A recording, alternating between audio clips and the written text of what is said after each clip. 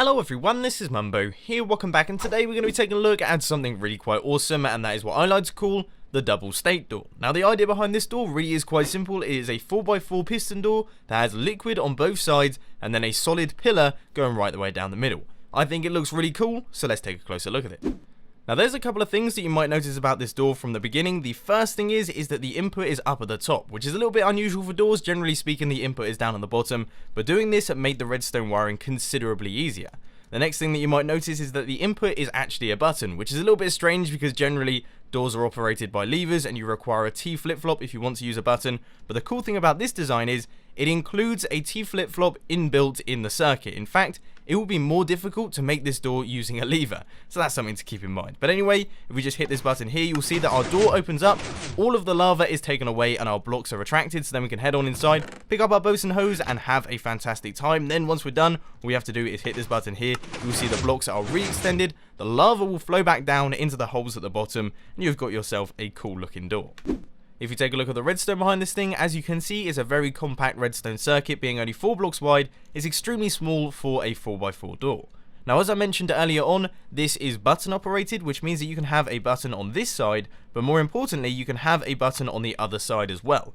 So all of this redstone that you can see here, this is actually all an input line. If we just hit this button and put out this little fire that's crept in, you can see that it opens up the door just fine, and you can hit this button once again and it will close it all. So you can have an input on both sides of the door without putting in too much effort. For those of you who want to take a closer look at all of the redstone behind this thing, as always, there is a world download down in the description for anyone that wants to check that out. Chuck it into your Minecraft web saves folder and have a little bit of fun. But anyway, it's now time to crack on with that tutorial.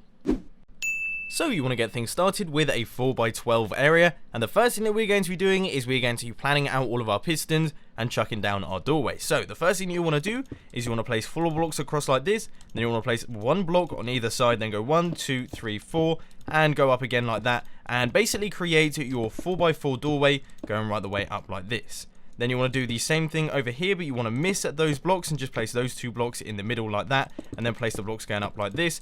And finally, what we want to do now is we're going to start chucking in our double piston extenders. So you want to place 2 blocks out like this, 1 block off the ground, and place a double piston extender going across like this, right the way up to the top of your doorway. Then take out those temporary blocks, and you want to do the same thing on the other side. So that is 2 blocks out like this, and then your double piston extender facing into the door, and do that right the way up to the top just like that. Then remove those temporary blocks.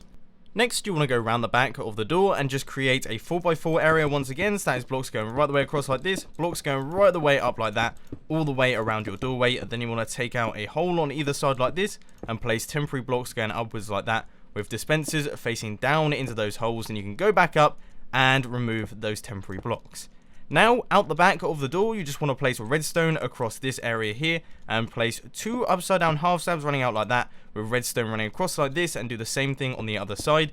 Now, we're not going to worry about this bit just yet, but we are going to place a block like this with a repeater set to 4 ticks. That's going to be running into a block with a repeater running straight into a block next to this dispenser, and that is going to have your lava in it, but I wouldn't do that just yet, just in case. But then you want to place a repeater set to 4 ticks once again running out into this block, repeater here, and a block running into this dispenser.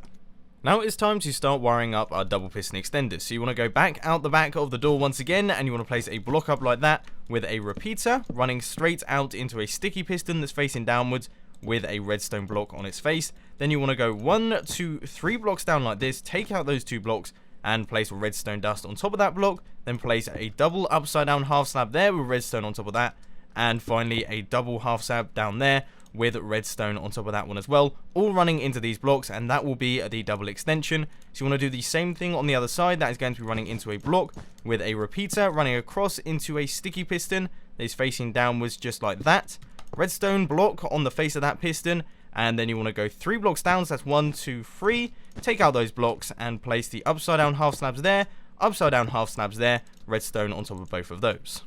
And it's fairly important that you don't forget that piece of redstone dust right there. But anyway, now what you want to do is off the side of that redstone dust, you want to place 2 blocks out like this, a repeater set to 4 ticks, and a repeater set to 1 tick. That's going to be running out into a block. Then you want to create a 2x2 area there, redstone out the back, a repeater set to 2 ticks, and a repeater set to 4 ticks. Then you want to do the same thing on the other side. So that is 2 blocks coming out like this, a repeater set to 4 ticks, a repeater set to 1 tick. That is going to be running out into a block 2x2 area redstone dust there, and then a repeater set to 2 ticks, repeater set to 4 ticks.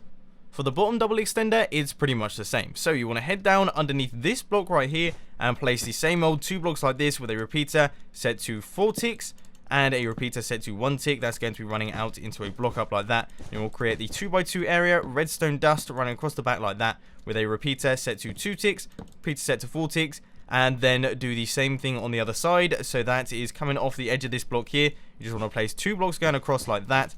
A repeater set to 4 ticks, repeater set to 1 tick, running out into this block here. Then you want to create your 2x2 area, redstone dust there, and a repeater set to 2 ticks, and a repeater set to 4 ticks.